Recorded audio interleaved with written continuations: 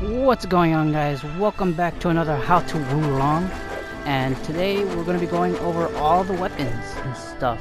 But yeah, well, all the two-handed weapons to be specific. The swords, dual sabers, and of course the dual halberds. But yeah, I hope you guys enjoy today's video as I'll be going over them. Alright, the first weapon we're going to be going over are the dual swords, and if you're not using the dual swords, then what are you doing? They're actually pretty fun, and they're one of the better weapons if you want to do DPS, because they are DPS weapons, because you know it's a two-handed weapon and such. But yeah, they're pretty good weapons overall, pretty good damage and whatnot, and the stats for these weapons are pretty good. But yeah, I'll be showcasing the weapon moveset and telling you the damage numbers and whatnot. And yeah, let's just get right into it. Okay, so for the stats for the dual swords, it could go from 40 to 160 on base damage. Spirit attack damage could go from 20 to 30. And it's pretty good for DPS if you want to deal a lot of damage overall. But anyways, on to the next weapons.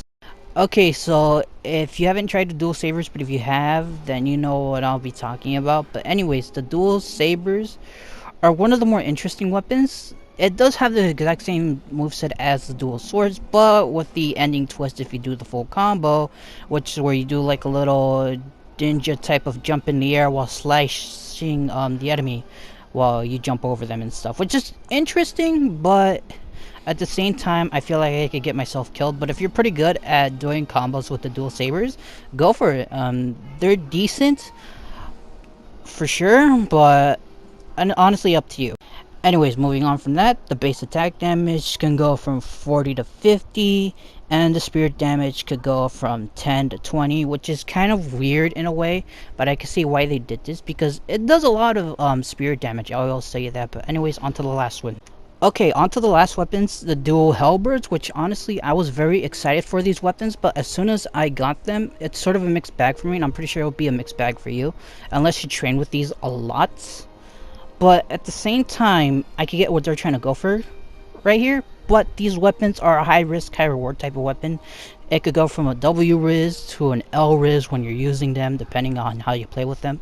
But it's sort of a challenging weapon if you really want to make the game harder for yourself. But it is high risk, high reward, because they are interesting weapons once we go into the stats. But yeah, up to you if you really want to get into these. But like I said, high risk, high reward. Anyways, on to the stats. The base attack could go from 60 to 200, and the spirit could go from 30 to 50, which is interesting.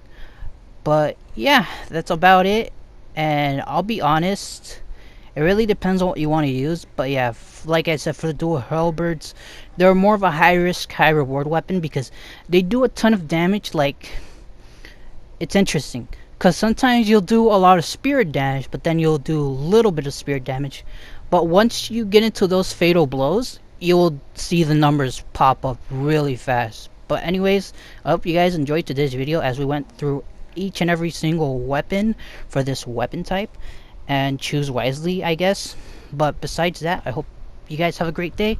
And I'll see you next time with the last video I will be making, which is going to be on the cestus. But yeah, peace.